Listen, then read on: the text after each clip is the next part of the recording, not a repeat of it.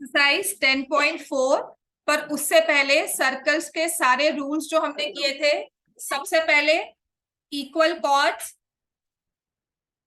Subtend, equal angles at the centre. और ये equal chords की बात हो रही है, मैं इसे इक्वल आर्क्स का नेम भी दे सकती हूँ।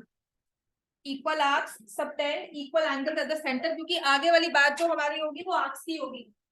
ठीक है, इसके बाद नेवर विल टॉक।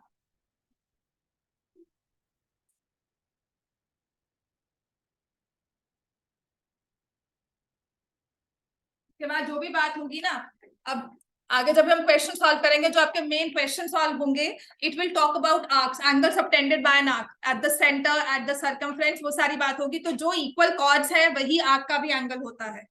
ठीक है, मैंने आपको समझाया था vice versa is also true. अगर एंगल्स इक्वल है बाय टू कॉर्ड्स, अगर एंगल्स इक्वल है तो कॉर्ड्स भी इक्वल होंगे। ठीक है, ये रूल हमने किया था। सेकंड रूल कौन सा था इसमें फिर? Equal chord subtend equal angles at the centre. फिर इसके साथ ही हम करते हैं equal chords are equidistant from the centre. Equal chords are equidistant from the centre. ठीक है, अगर कॉर्ड्स इक्वल है तो उनका इक्विडिस्टेंट मतलब सेंटर से भी डिस्टेंस जो है लिखो इक्वल होगा।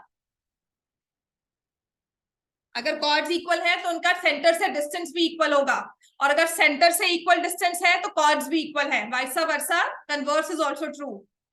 The next thing which we followed, perpendicular from center bisects the chord. Perpendicular from center bisects the chord. ये वाला इंपॉर्टेंट रूल था, इससे ही हमने अब क्वेश्चन सॉल्व किए थे। ठीक है ना? Perpendicular from center bisects the chord. And if we join center and the midpoint of chord, ठीक है, इसका कन्वर्स क्या है? Centre and mid point joint.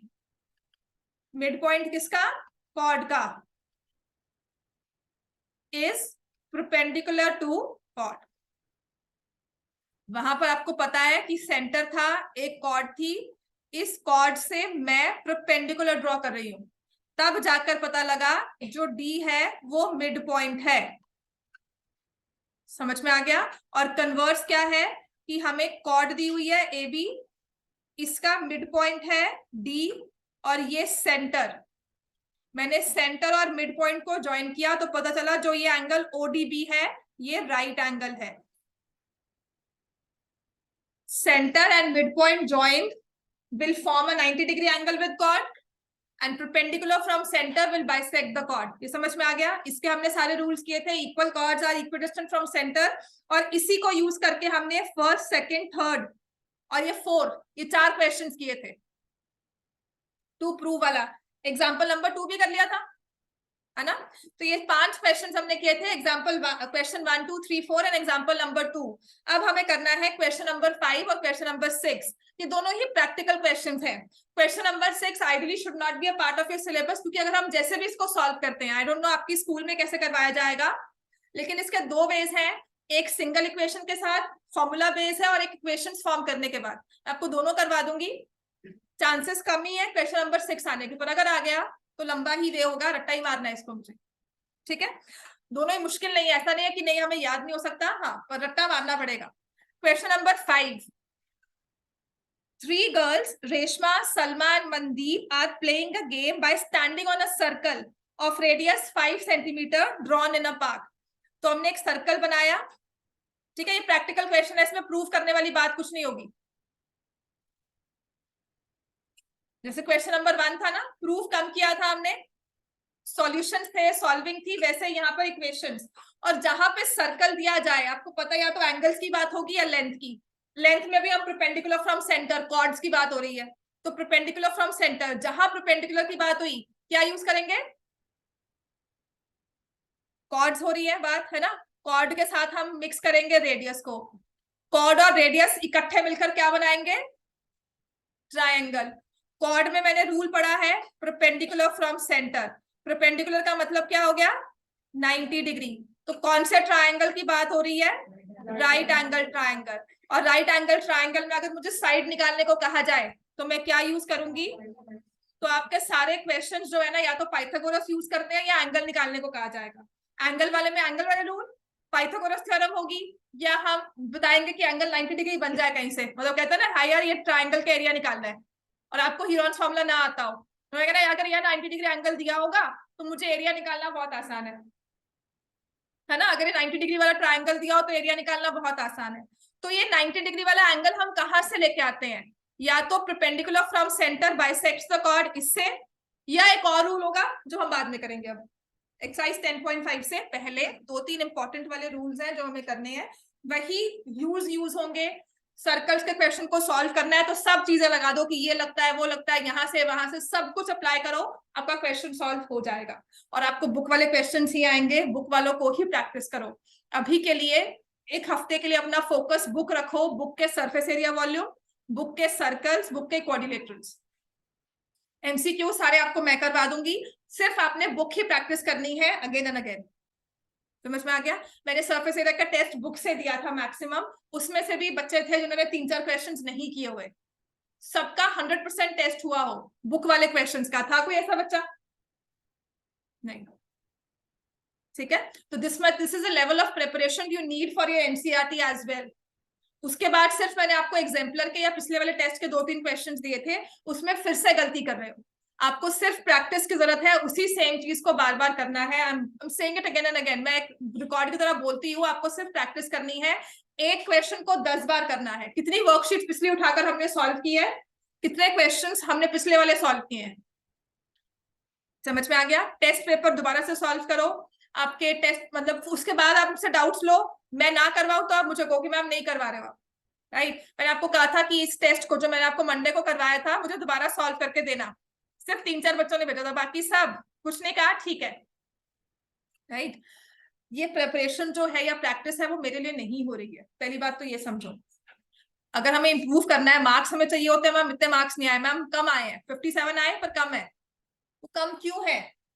हम कितना पढ़ाई कर रहे हैं, हमने कहा मैम ने मार्क्स नहीं दिए, पर किसी के तो मार्क्स आए हैं ना, राइट। लास्ट टाइम सितंबर में मैंने कहा कि मैम ने मार्क्स नहीं दिए, हम मैम को रीजन ही ये दे कि मैम मार्क्स काटे।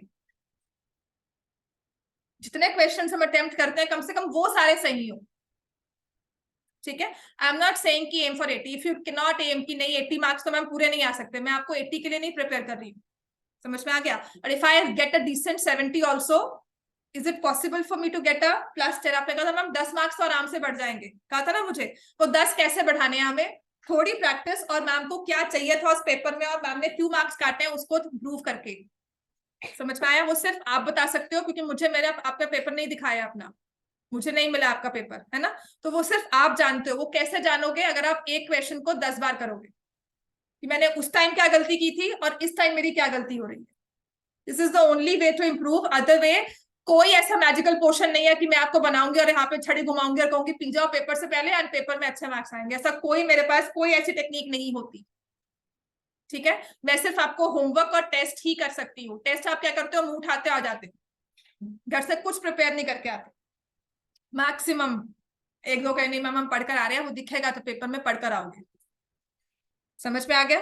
फिर जो क्वेश्चन सॉल्व नहीं होते, go and give it a thought, घर पे जाकर क्यों नहीं हुआ सॉल्व, उस टाइम मैंने क्या नहीं देखा इसमें, ये नहीं कि पेपर दिया बंद किया चलो। यहाँ बैठे हो इंप्रूव करने के लिए, एक्सपेरिमेंट्स करने के लिए, क्वेश्चंस को सॉल्व करने के लिए कि क्यों नहीं सॉल्व हुआ। और अगर यहाँ सॉल्व नहीं हो रहा तो कहाँ जाओगे इसके बाद? स्कूल में नहीं मैम पढ़ाती या नहीं समझाती या नहीं समझ में आता, यहाँ पर आकर भी नहीं पढ़ोगे तो फिर कहाँ जाओगे? किस वाले मीडियम को ढूंढोगे, किससे समझोगे? समझ में आ गया। सो मेक श्योर जो भी क्लास में काम है, सरफेस एरिया जो भी हमारा चैप्टर आ रहा है ना, आई am not concentrating on surface area volume, आपका कोऑर्डिनेटर्स आ रहा है, सर्कल्स आ रहा है, उसके क्वेश्चंस रिवाइज करो, कम से कम बुक तो कम से कम रिवाइज करो और कुछ मत करना। आपकी बुक ही 10 बार प्रिपेयर हो जाए ना, आप सारे एक्स्ट्रा क्वेश्चंस कर सकते हो। समझ में आ गया हमें, राइट। टारगेट ले लेना या मुझसे होमवर्क ले जाओ रोज की रोज की मैम ये क्वेश्चंस करके आने हैं, और मैं जो होमवर्क देती हूँ ना आपके हिसाब से कि सरफेस एरिया का क्वेश्चन है तो सरफेस एरिया का हो, सर्कल्स है तो मैं आपको सर्कल दूंगी, कोऑर्डिनेटर्स है तो कोऑर्डिनेटर्स का दूंगी, but I want homework at all cost. Next day मुझे रैंडमली सुनना नहीं है मुझे कि मैम ने घर पे रहेगी नोटबुक लेकर नहीं आए हैं, प्लीज ये जो लेकर नहीं आए घर पे रह गए वाले एक्सक्यूज मुझे भी पता है वो क्या होते हैं, आपको भी पता है और मुझे भी पता है। अब नवंबर आ चुका है, 15th ऑफ नवंबर, बस आधा नवंबर रह गया, दिसंबर पूरा पेपर्स में जाएगा और फिर क्रिसमस आएगी, हॉलीडेज आएंगी, सब विंटर, और जनवरी से आप लगा लो आपके आपके फाइनल स्टार्ट हो जाएंगे, end of January final start है। समझ में आ गया? सिर्फ 1 या 1.5 महीना है पढ़ाई का, सीरियसली पढ़ लो, सब कुछ छोड़कर मार्क्स आ जाएंगे हम लोग के। ठीक है, चलो क्वेश्चन नंबर 5 में 3 गर्ल्स, रेशमा, मनदीप एंड सलमा, तो मैं इनको ना RSM रैंडमली इससे शो कर रही हूँ। सर्कल की रेडियस दी हुई है तो एक सेंटर होगा, radius is 5 metres, radius of circles is 5 meters. Reshma throws a ball to Salma and Salma to Mandeep and Mandeep to Reshma. तो एक तरह से ये ट्रायंगल बन रहा है, they are playing a game, ball throw कर रहे हैं, तो Reshma to Salma, Salma to Mandeep, Mandeep to Reshma.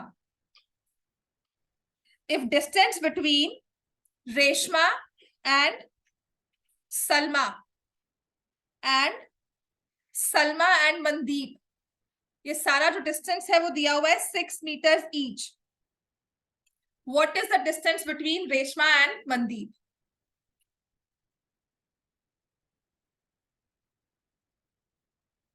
ठीक है, थोड़ी सी फिगर को सही करेंगे. My figure is not drawn as per scale, तो मैं इसको कैसे ठीक करूंगी?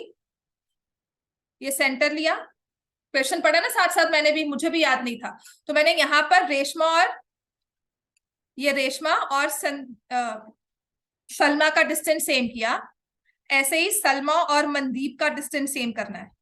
ठीक है, कटिंग मत क्या करो, उसी फिगर को दोबारा से नई तरह से ड्रॉ कर लिया, so that it's easy for me to. ये आ गया?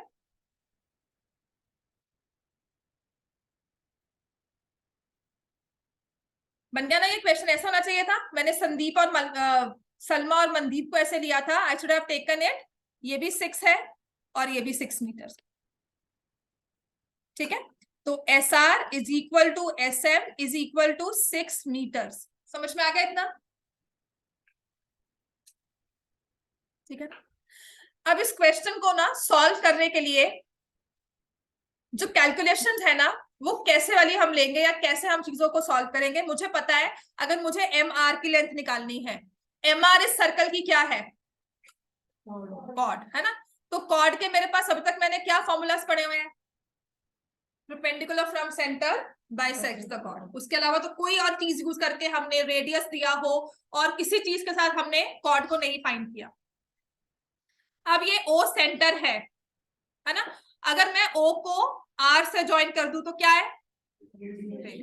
ऐसे ही O को M से ज्वाइन कर दूं तो क्या है? मतलब मेरे पास इस सर्कल में मेरे हाथ में है क्या? या रेडियस या फिर perpendicular from centre bisects the chord. ऐसे ही मैं OS को भी ज्वाइन कर दूं तो क्या है? ये रेडियस, और रेडियस कितनी दी हुई है? 5. ठीक है,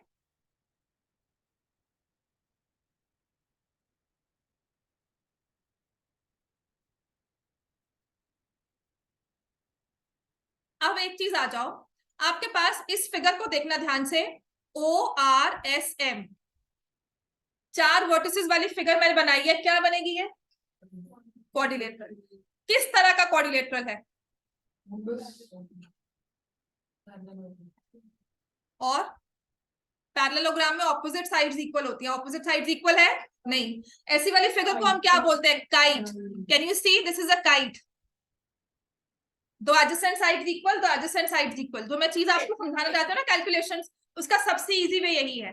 अदरवाइज आपके पास आइसोसेलेस ट्रायंगल है, याद है वो क्वेश्चन नंबर 1 ऑफ एक्सरसाइज 7.1 है 7.2 का, बार बार आता है ना, दो आइसोसेलेस ट्रायंगल बने हुए हैं, फिर आप प्रूव करते हो कि ये 90 डिग्री एंगल है.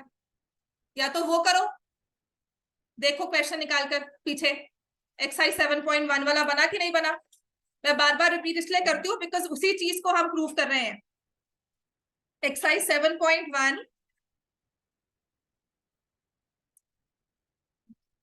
क्वेश्चन अलग नहीं आया है, क्वेश्चन वही सेम है जिसे हम फर्दर कंटिन्यू कर रहे हैं सर्कल्स में.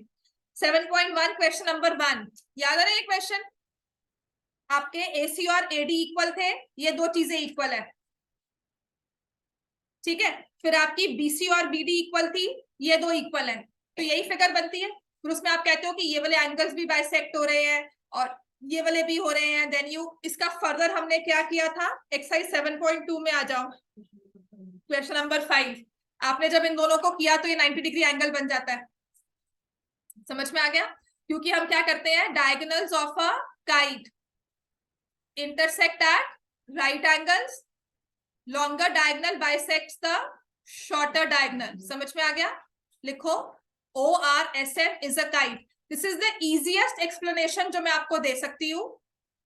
अपनी टीचर से, स्कूल टीचर से पूछ लेना कि वो ये एक्सेप्ट करती हैं कि नहीं। ORSM is a kite, समझ में आया? एंड क्या होता है इसके डायगोनल्स के बारे में, diagonals of a kite intersect. देखो मुझे 90 डिग्री का एंगल बनाना है यहाँ पर, तो कैसे बनाऊंगी, है ना, 90 लेकर आना है बस मुझे वहां। तो हम उस 90 को कैसे लेकर आए, क्योंकि अगर कॉर्ड की लेंथ निकालनी है तो सिर्फ पाइथागोरस थ्योरम है। समझ में आ गया ना? तो उस 90 को मैं कैसे निकालती हूँ, मैं इस क्वाड्रिलेटरल को देख रही हूँ, इट्स अ काइट। काइट के डायगोनल्स के बारे में मुझे पता है, they intersect at right angles, और क्या होता है, and longer diagonal bisects the shorter diagonal।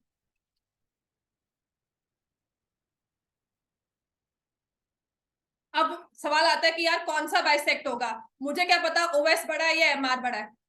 Perpendicular from centre, perpendicular from centre bisects the chord, तो कौन बाइसेक्ट हो रहा है, एमआर। मुझे नहीं पता लॉन्गर डायगोनल कौन सा है, शॉर्टर कौन सा है, लेकिन perpendicular from centre bisects the chord. So M R जो है, अगर मैं इस पॉइंट को क्या लिखूं, क्यू लिख दूं, let me say this point is Q, intersection point Q है डायगोनल्स का, तो इसका मतलब M R is bisected at point Q. ठीक है, मैंने ये लिख दिया, perpendicular from centre bisects the chord, therefore OQ bisects MR। Let MQ is equal to QR is equal to X centimetre.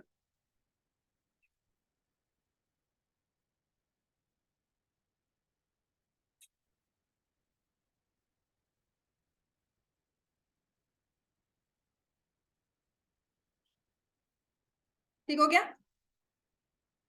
अब इसमें दो कॉन्ग्रुएंट वाले ट्राइंगल्स नहीं लेने होते। अगर आपको क्वेश्चन नंबर 1 याद हो आपकी बुक का, कॉमन कॉर्ड निकाल रहे थे, दो सेम ट्राइंगल्स लेते नहीं है कॉन्ग्रुएंट वाले। कैसे वाले, जैसे ये ट्राइंगल है और ये आपस में कॉन्ग्रुएंट है, दिख रहे हैं ना, इनकी ये एस आर और एम एस सेम है, एस क्यू कॉमन हो गया, क्यू आर और एम क्यू हम कह रहे हैं सेम है। तो ये दो ट्राइंगल्स नहीं लेंगे जो डिफरेंट वाले हैं, एक ये वाला और एक ये वाला लेंगे हम। ठीक है, जिसमें एक साइड 6 है और एक साइड 5 है। हमेशा वो दो ट्राइंगल्स, आप वो सेम वाले लो या दो ऑपोजिट में लो, वो आपकी मर्जी है, हम ऐसे ही लेते हैं वैसे। समझ में आ गया?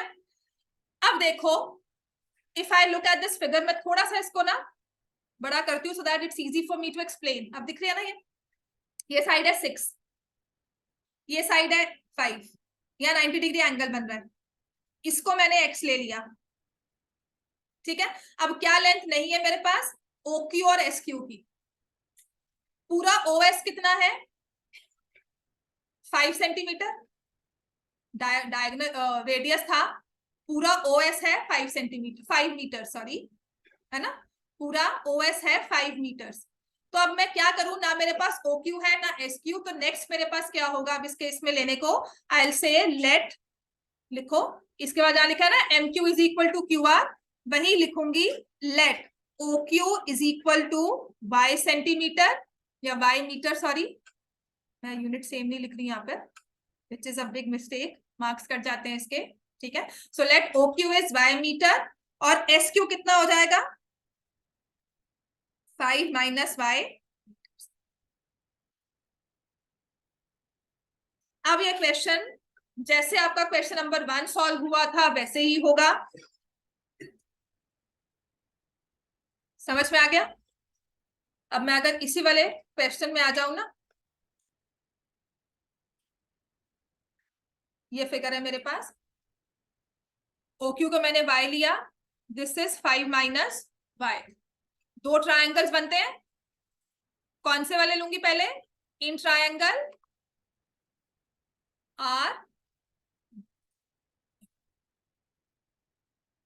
RS, नहीं, हाँ RSQ, ठीक है।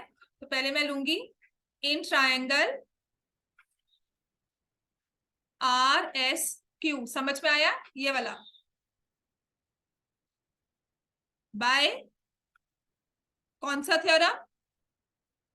क्योंकि राइट एंगल ट्रायंगल जब भी साइड निकालनी है ना, उसके लिए सिर्फ एक पाइथागोरस थ्योरम ही है जो साइड्स निकालता है। कोई और क्यूट एंगल दिया हो ना, हमने अभी तक पढ़ाई नहीं की है उसकी, कि मैं अगर सिर्फ एंगल दिया हो या एक साइड दी हो तो कैसे निकालूंगी, वो मुझे नहीं आता है।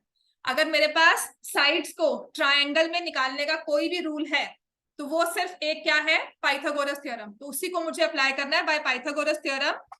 SR square is equal to SQ square plus QR square. 6 का स्क्वायर SQ है 5 माइनस y का होल स्क्वायर, और QR कितना है, x स्क्वायर। फिर दूसरा ट्रायंगल कौन सा लेंगे, RQO, समझ में आ गया? दूसरा ट्रायंगल कौन सा लेंगे, RQ, समझ में आया ना क्यों ले रहे हैं हम? करना पाइथागोरस से ही है, और लेने ये दो ट्रायंगल्स ही पड़ेंगे। इसको लोगे बात वही है, यहां लिया या यहां लिया वही सेम इक्वेशन बनेगी। क्वेश्चन सॉल्व करने के लिए मुझे दो डिफरेंट इक्वेशंस चाहिए, तो मैंने अब लिया RQ square plus OQ square is equal to OR square. RQ किसके इक्वल है, RQ किसके इक्वल है, x। OQ किसके इक्वल है, y।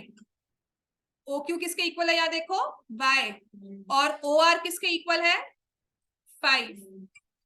तो ये दो इक्वेशंस मेरे पास बन गई।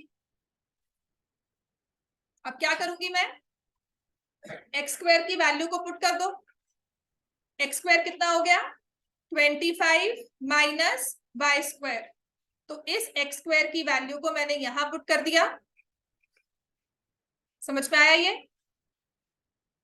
36 is equal to 5 minus Y का whole square plus 25 minus Y square. समझ में आ गया बच्चों ये सबको? इस एक्स स्क्वायर की वैल्यू को यहां उठाकर यहां डाल दिया, सो आई गेट दिस इक्वेशन। अब क्या करना चाहिए मुझे, नेक्स्ट थिंग मुझे क्या दिख रही है इस क्वेश्चन में, अब कौन सी वाली, a minus B whole square, कौन से में, 5 माइनस वाई होल स्क्वायर। समझ में आ गया? मैं क्या लगाऊंगी अब, 36 is equal to 5 minus Y whole square. Asmi बताओ क्या होगा, अस्मी कौन है, 25 क्यों, a minus B whole square है, जो आप मुझे बता रहे हो वो a square minus B square. अब मुझे बताओ,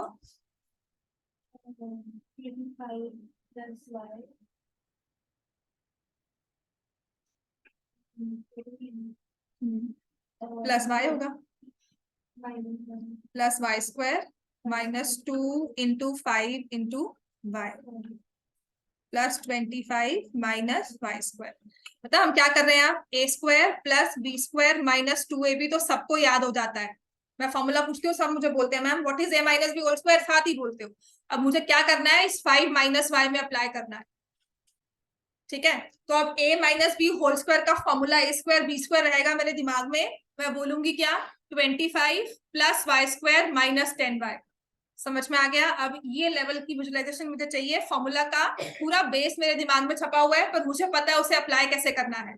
सो next time if I ask what is 5 minus Y whole square और मैंने बोला a minus B whole square, तो I don't want a square plus b square minus 2ab। मुझे answer क्या चाहिए, 25 plus Y square minus 10y। समझ में आ गया? अब हमें कोशिश इस लेवल पे करनी है, ठीक है। तो इसमें हमारा क्या होगा, 25 और ये सॉरी वाई स्क्वायर क्या हो गया, cancel.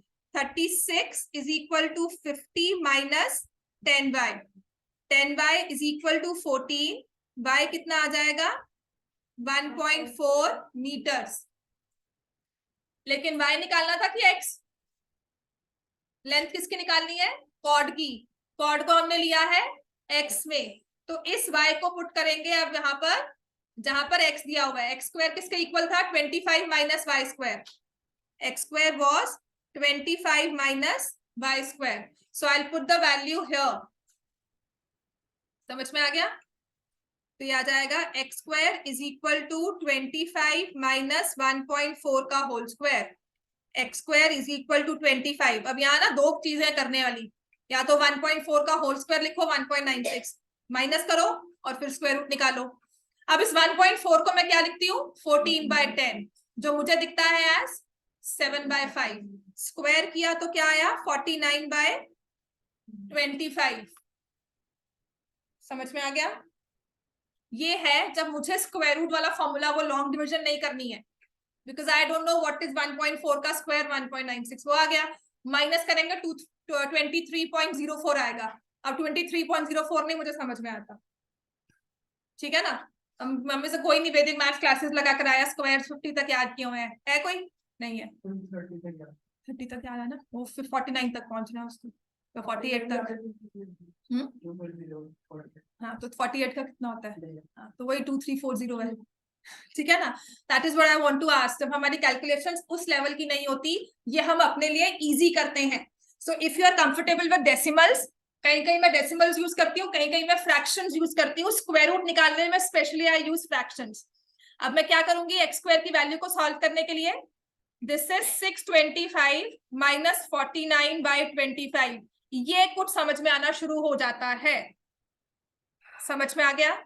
Then x square is equal to 625 क्या माइनस 49 करेंगे तो क्या आएगा?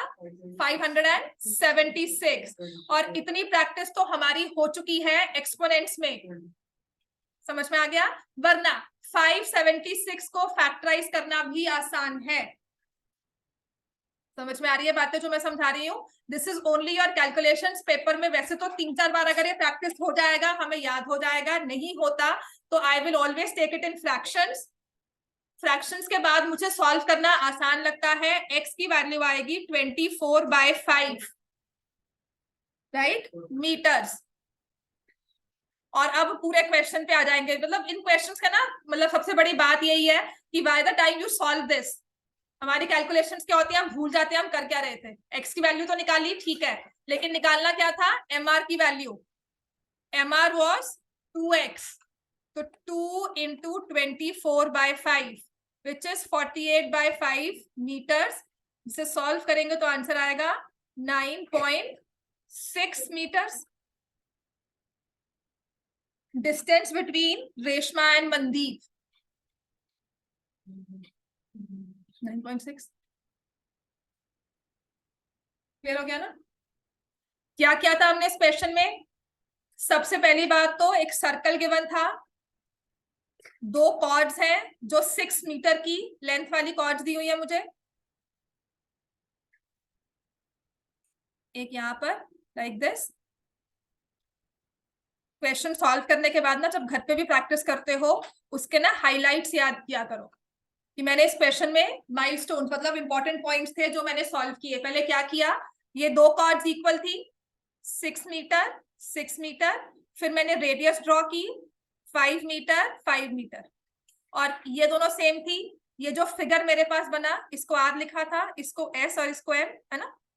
यही था, हाँ, ठीक है ना? तो अब इसके बाद मैंने क्या किया? जो फिगर थी वो बनी गाइड, डायगोनल्स आर परपेंडिकुलर, जिससे 90 डिग्री का एंगल तो आ गया, ठीक है। अब इस वाली लेंथ को, ये क्यू हमने लिया था पॉइंट, जो कॉर्ड था perpendicular from centre bisects the chord, उसकी वजह से ये x और x ले लिया, राइट। ये जो लेंथ नहीं थी इसको y लिया, और ये रेडियस की वजह से 5 माइनस y आया। फिर मेरे पास दो ट्रायंगल्स आए, SQR और triangle RQO।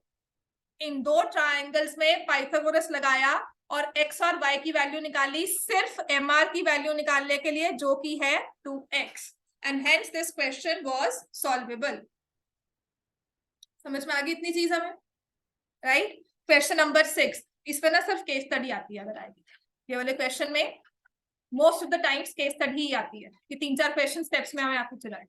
Question number 6, question number 6 में डायरेक्ट फॉर्मूला भी है और एक लॉन्ग वे भी है करने का, ठीक है। A circular path of radius 20 meters is situated in a colony. तो एक सर्कुलर पार्क है, उसकी रेडियस दी हुई है 20 meters. 3 boys, Ankur, Said and David, are sitting at equal distance. So Ankur, David and the 3 of them are sitting at equal distance. जितना distance A और D में है उतना ही D और S में, और उतना ही A और S में। तो आपको क्या लगता है ये ट्रायंगल ADS क्या बना है? समझ में आ गया? जितना डिस्टेंस A और D में है उतना ही D और S में, उतना ही A और S में। तो triangle ADS is an equilateral triangle. 3 boys, तीन के तीनों की पोजीशंस पॉइंट्स मार्क कर रही हैं जो वर्टिसेस बन रही हैं ट्रायंगल की।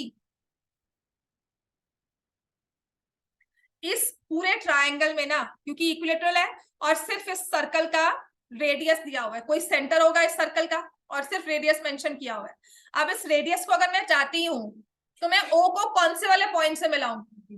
D से और A से और S से, जो हमें पॉइंट्स गिवन है। S तो मैं यहां भी लेके जा सकती हूँ, लेकिन इसको क्या करूंगी, राइट? तो इस सेंटर को I should be able to related to the points which are given to me. तो मैं A और O, सॉरी D और O को ज्वाइन कर रही हूँ, A और O को ज्वाइन कर रही हूँ, O और S को ज्वाइन कर रही हूँ, ठीक है।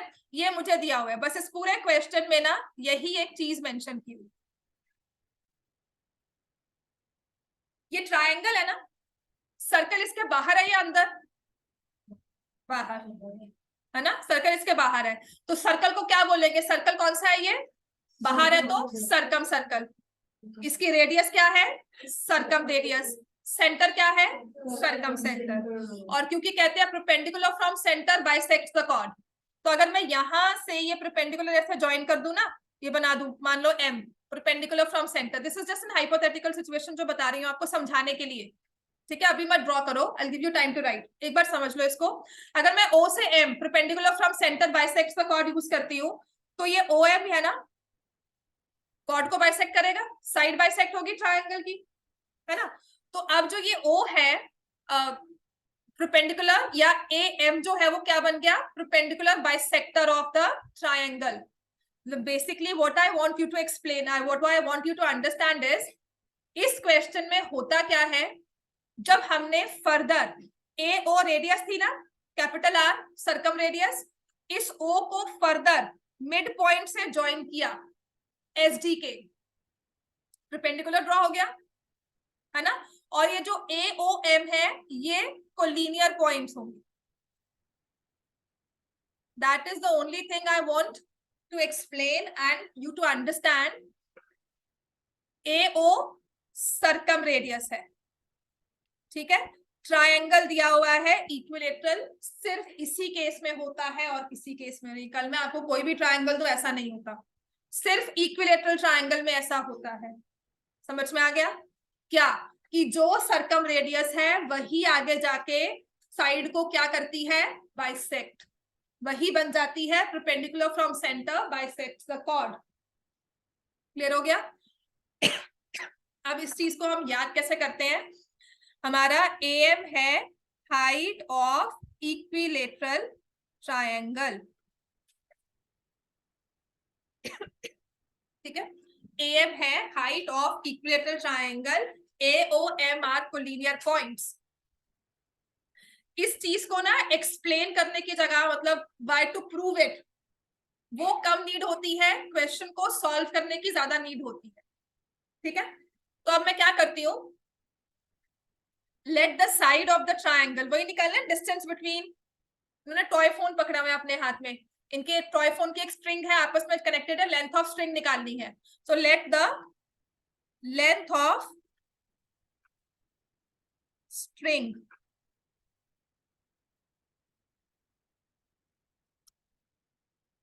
टू एक्स ले लू, समझ में आएगा 2x क्यों ले रही हूं? क्यों लिया 2x मैंने? क्योंकि perpendicular from centre bisects the chord हो गया। इसको x फ्रैक्शंस को अवॉइड करने के लिए बस, तीनों साइड्स इक्वल थी, 2x इसलिए लिया ताकि मैं फ्रैक्शंस को अवॉइड कर सकूं।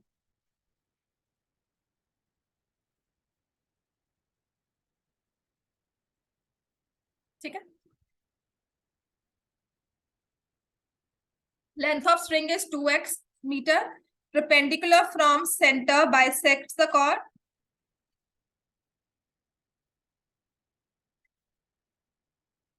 ठीक है, OM is perpendicular to SD, therefore DM is equal to MS is equal to x meters। ये चीज एक्सप्लेन कर दी मैंने, समझ में आ गया इतना? अब दो राइट ट्रायंगल्स बनेंगे, दोनों में हम पाइथागोरस लगाएंगे और ये क्वेश्चन सॉल्व हो जाएगा। ठीक है, कौन से वाला? एक तो बिल्कुल साफ सुथरा सा है, कौन सा? AMD, एक ट्रायंगल है AMD। दूसरा कौन सा दिख रहा है? OMAMS, बिल्कुल सेम हो गए दोनों, जो यहां पर है वही यहां पर चल रहा है। कल आपने AMD लिया या AMS लिया कोई फर्क नहीं है, इक्वेशन सेम बनेगी। ठीक है, तो अगर हाँ तो मैं छोटे वाला लूंगी OMD, ये कंप्लीट बड़ा ट्रायंगल और छोटा। ठीक है, पाइथागोरस थ्योरम लगाएंगे। AMD में क्या होगा? AD स्क्वायर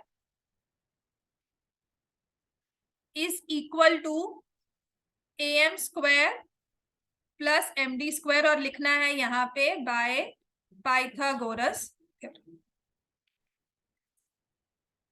ठीक है, AD की वैल्यू कितनी है ना? 2x का होल स्क्वायर। अब AM की वैल्यू क्या है नहीं पता है ना, मुश्किल आ गई। तो अब मैं क्या करूंगी, देखो AM को ना AO और OM में ब्रेक कर सकते हैं, AO और OM। तो यहां पर मैं क्या लिख दूंगी, let OM is equal to y metres. तो मेरे पास बन जाएगा 20 प्लस y का होल स्क्वायर, और MD कितना है?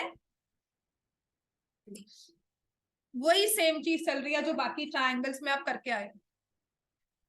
क्वेश्चन 1 लिख लो, क्वेश्चन नंबर 5 या क्वेश्चन नंबर 6, काम वही हो रहा है। दो मिसिंग हमारे पास नंबर्स आ रहे हैं, उनको हमने दो मिसिंग साइड्स आ रही है x और y लिया। अब OMD में मैं क्या लगाऊंगी? OD square is equal to OM square plus MD square. OD कितना है? 20, OM कितना है? y स्क्वायर, और MD कितना है? हाँ जी बताओ क्या फर्क है, क्या करेंगे आप? x स्क्वायर की वैल्यू क्या हो गई? 400 minus Y square, 20 plus Y का होल स्क्वायर, कौन बताएगा? इश्वी, 20 प्लस वाई का होल स्क्वायर।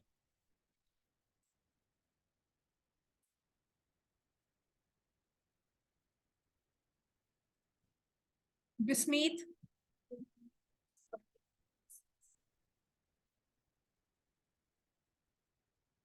कैसे? A square plus B square plus 2AB, समझ में आया? एक्स स्क्वायर को क्या लिख देंगे? 400 माइनस वाई स्क्वायर।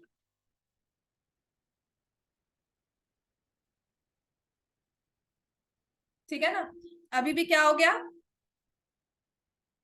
ये तो खत्म हो गया। यहां पर क्या है? 4x स्क्वायर, क्या करेंगे यहाँ पे? 4 into 400 minus Y square is equal to 800 plus 40y। This question specifically should not be a part of your syllabus, क्योंकि क्वाड्रेटिक इक्वेशन बन गई। समझ में आ गया? इसको सॉल्व किया, 1600 minus 4y square 800 plus 40y,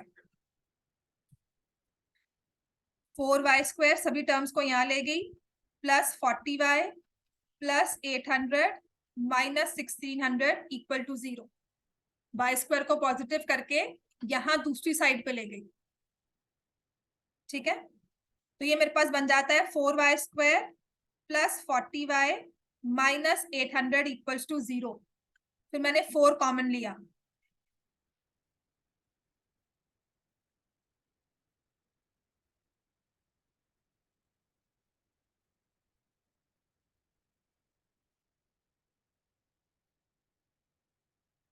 practice करो।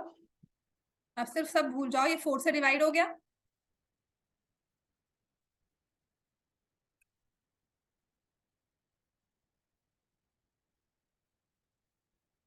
प्रैक्टिस बनाओ इसके।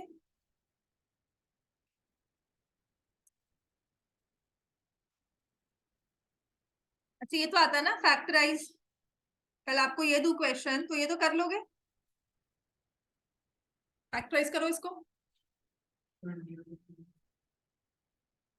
क्या होंगे factors? 20 and 10। y² plus 20y minus 10y minus 200। y common लिया, y प्लस 20, यहाँ से 10 y प्लस 20, फैक्टराइज करके आया y minus 10 y plus 20 equal to 0। यहां से आए से दिस बिकम्स क्लास 9th का क्वेश्चन, क्लास 10th का सॉरी। फैक्टराइज तक आप कर लेते हो। यहां से ना ये नेक्स्ट जो क्वेश्चन आता है ना, ये हमारा क्वाड्रेटिक इक्वेशन के फैक्टर्स निकालना या उनके रूट्स निकालना, ये क्लास 10 शुरू हो जाती है। पर कोई बहुत मुश्किल चीज नहीं है। आप कह रहे हो दो नंबर्स का प्रोडक्ट ना 0 के इक्वल है, तो या तो y जैसे रूट 0 से निकालनी होती है इस नंबर की, वही आपको निकालनी है। पॉलिनॉमियल की जीरोस निकालते हो ना, तो इसमें जीरोस क्या होंगी? y इक्वल टू 10 और y equal to minus 20। Now, since I talk of length of sides of triangle, it cannot be negative. So therefore, y minus 20 को क्या कर दिया? Rejected. y equals to minus 20 rejected. Triangle की sides की बात हो रही है, माइनस 20 नहीं हो सकता। y की वैल्यू क्या आ गई? 10। y निकालना था हमें, क्या निकालना था?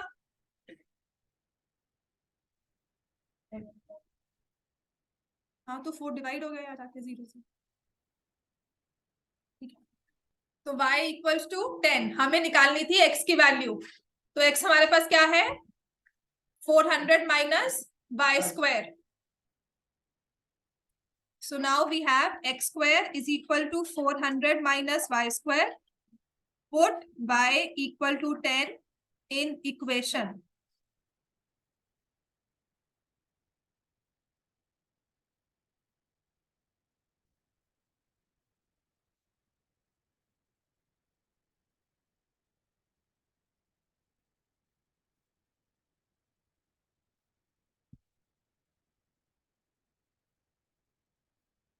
x की वैल्यू क्या आएगी?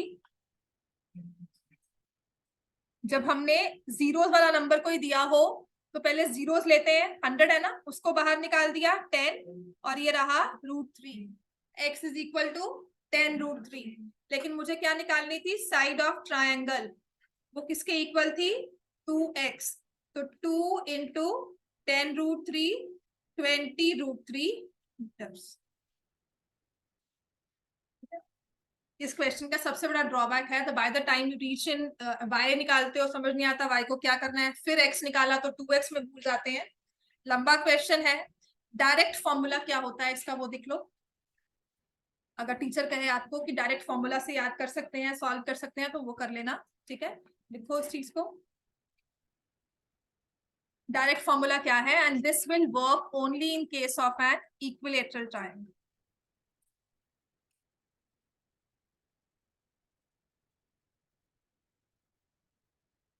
Triangle ABC is equilateral triangle. AD is perpendicular to BC, or we say AD is height of triangle. ठीक है, height of equilateral triangle.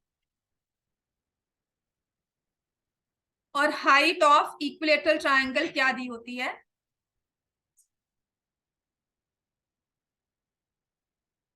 ये साइड है ना हमारी, हाइट होती है √3/2 ऑफ साइड। अच्छा एरिया क्या होता है ट्रायंगल का? ठीक है, ये होता है √3/4 इंटू साइड स्क्वायर। और वैसे एक यूनिवर्सल फॉर्मूला होता है half into base into height.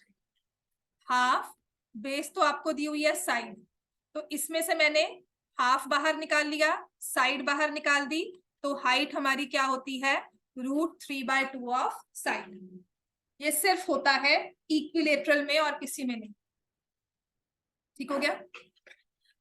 अब जो हमारे सर्कल का सेंटर, कौन सा सर्कल, सर्कम सर्कल या इन सर्कल, इसके बाहर मैंने ऐसे सर्कल ड्रॉ किया और इसके अंदर एक सर्कल ड्रॉ किया। इन दोनों का सेंटर सेम होता है। क्या हो गया, हाफ इंटू √3/2, ये यहाँ पिछले वाले स्लाइड का है, ये वाला था।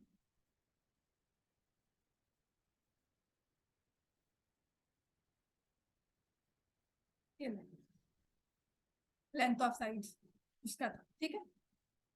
अब ठीक है, मतलब बोलोगे मैम डी क्या है ये, अब ठीक है फाइन। तो अब इसमें फॉर्मूला हमारा क्या आता है, जो ये सेंटर होता है ना किसका, सर्कम सर्कल का, और ये इन सर्कल का, ये सेम होता है। किस केस में, इक्विलेटरल के केस में, और कभी नहीं। Centre of circum circle, centre of in circle, जिसे हम कहते हैं सर्कम सेंटर और इन सेंटर, सेम है, पॉइंट O। ठीक है।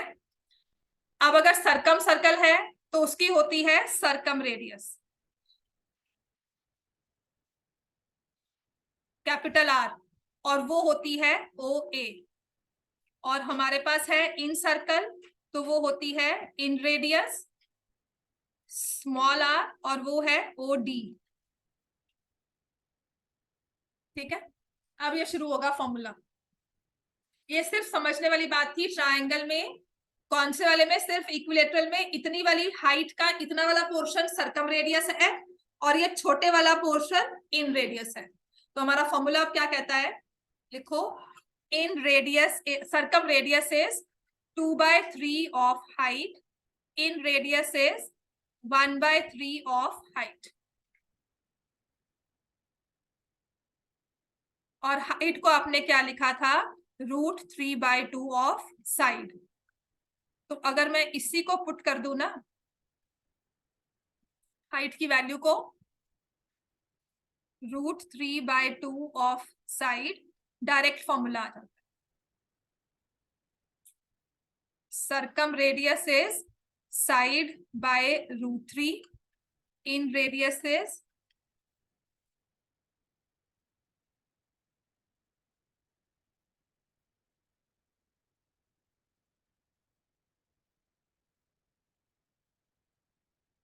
Side by 2। ठीक है, समझ में आ गया। ये हमारे दो फॉर्मूलाज हैं जो आप इसे याद करोगे।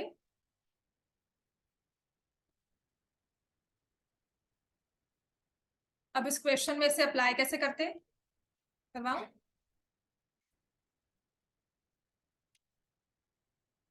टाइम है अभी 5 मिनट। ठीक है, तो होना क्या चाहिए, अब ये आपने सर्कल लिया था, ट्रायंगल,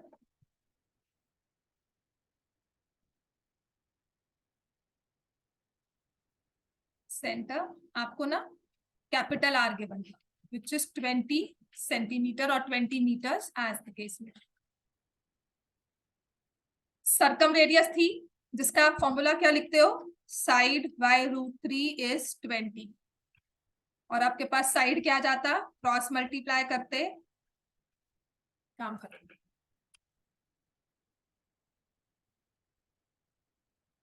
समझ में आ गया। आप पिछले वाले क्वेश्चन में देखो, जो आपने 2 पेजेस भरे हैं और यहाँ पे डायरेक्ट फॉर्मूला से जो आंसर आया है, in case if it's given triangle is equilateral, आप लिखते हैं triangle ABC is equilateral, in equilateral triangle circum radius is 2/3 of height, height की वैल्यू पुट कर दो, √3/2 ऑफ साइड, और फिर उसे सॉल्व करो।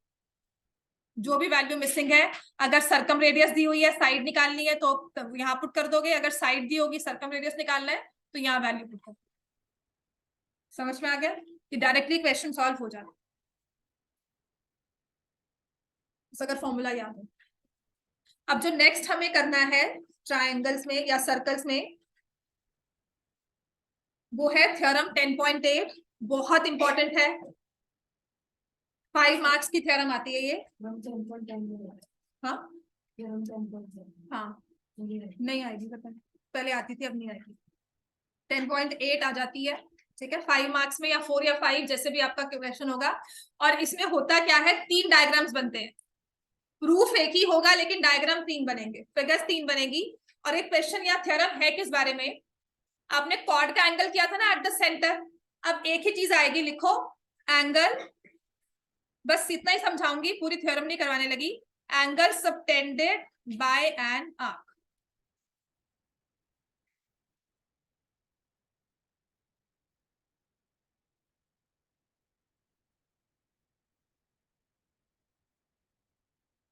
Angle subtended bye an arc. उससे पहले थोड़ी सी एक चीज यहाँ पर मैंने पहले भी समझाई आपको।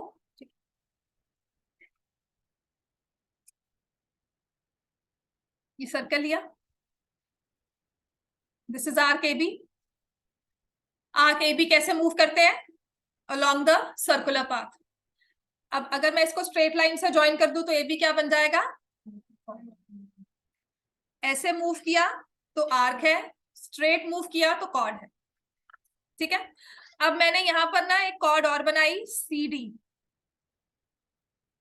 एक कॉर्ड और बनाई सी डी, और मैं कह रही हूं ए बी और chord A B is equal to chord C D,